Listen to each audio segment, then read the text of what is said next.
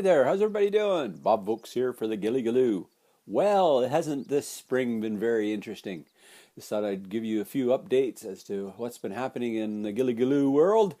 We've had some exciting times, a bit of stress, a bit of this, a bit of that, but it's been a unique experience for sure. We had some flooding and stuff as many of you know, here in Eastern Ontario, the Ottawa River, the Mississippi River system, some of the inland lakes, and even in the Lake Ontario down Toronto and everything, they've had some flooding and things to have to deal with. We also got away on a little bit of an adventure in April. Wanted to share some of that and some of the experiences we had there. We really were a little early on our warbler wander. We didn't see any warblers. We did, though, have a chance to see some ruby crown kinglets. Some of the phoebes and things were around, of course. Some chickadees, nuthatches, all of the regulars were around. So we had to do that, and I just thought I'd share a few pointers and a few tips and things, and some of the things that I'd like to do when we're out and about. So you guys have yourself a great day, and thank you very much for being with us.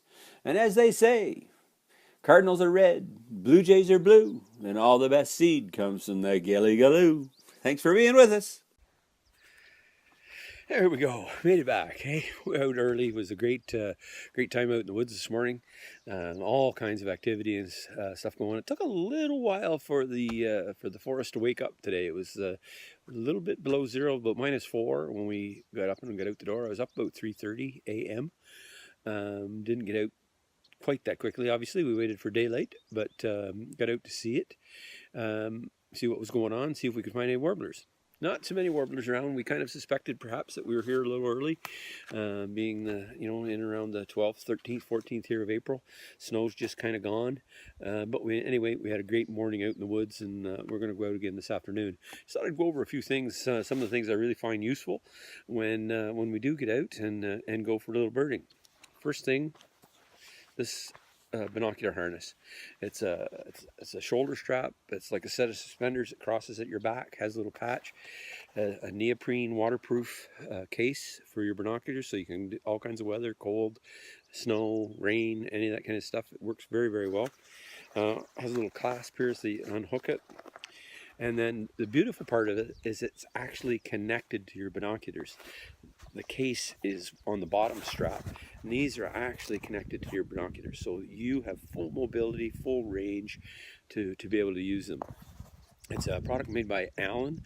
It's a kind of a hunting related product, but I find it very useful. I'm using today my Monarch 3s by Nikon. They're a 10x42. That's one of the things I really love about binoculars is the range of view, or the angle of view. So these are called 5.7 degrees, and what that means is that when we look through the lens, we're seeing 5.7 degrees in through the lens. Then what's the 10x42 mean? So that means that it's a 42 millimeter lens in diameter, in size, and it's magnified 10 times with the focus. So I can magnify something I'm looking at 10 times through a 42 millimeter lens. A lot of birders really love 8x42s. I personally prefer the 10x42s, and it may have something to do with the area that I go in and where I walk and those kinds of things as well, but I prefer myself 10x42s. Sometimes people don't like the little larger magnification because then it means the binocular is a little bigger, so it's a little heavier. That type of thing. Gas-filled lens chambers, waterproof, shockproof. It's very, very important. Don't put your fingers on your lens. But the argon-filled gas lens chambers make a huge difference, because if it is foggy, if it is misty, if it's humid, if it's raining, and all the gas, I should say, excuse me, keeps your glass clean. It won't fog up on you. It makes a huge difference when you're trying to find something. The other thing that I've talked about in previous videos is that once you sort of set out on your path where you're going to go, take a few minutes before you start to focus in your binoculars at a height you think you'll be looking most of the time. So in our case today, we're talking about warblers, and we've been trying to see if we can spot any. Warblers are a treetop dweller. They never stand still. They're always bopping around and jumping, going limb to limb looking for bugs, eating spiders and moths and all the little worms and what have you that are in the trees. So if you preset your focus to sort of an elevation that you're thinking you're going to be working in, you don't have to fumble around and try and get it into focus when you've actually seen a bird. That way it improves your ability to be able to spot them.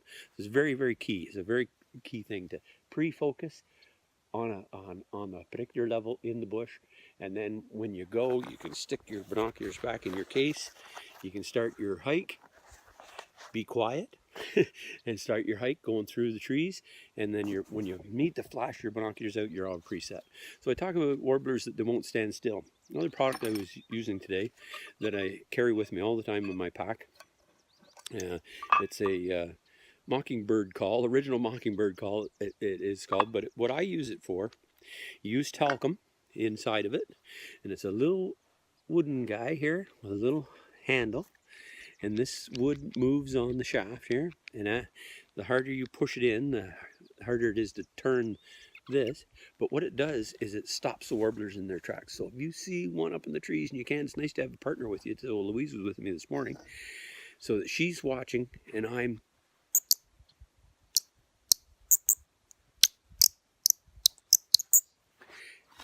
I did that a little longer than I normally would, but I wanted to do it so that you guys could hear it. Normally I would just do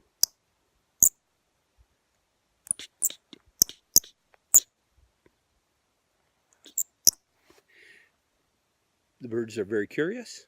They hear a sound that's familiar to them, and they stop to see what it is. Gives you an opportunity to ID, to see what it is, and to locate as well, because then they'll stop and they'll often turn around. So when we talk about warblers, we'll just go quick through a couple things. When we're talking about warblers, there's a whole group of warblers that have no wing bars, and there's a whole group that have wing bars. So when you're looking for warblers and you're going through, first type of thing that you may want to see as if there's any wing bars.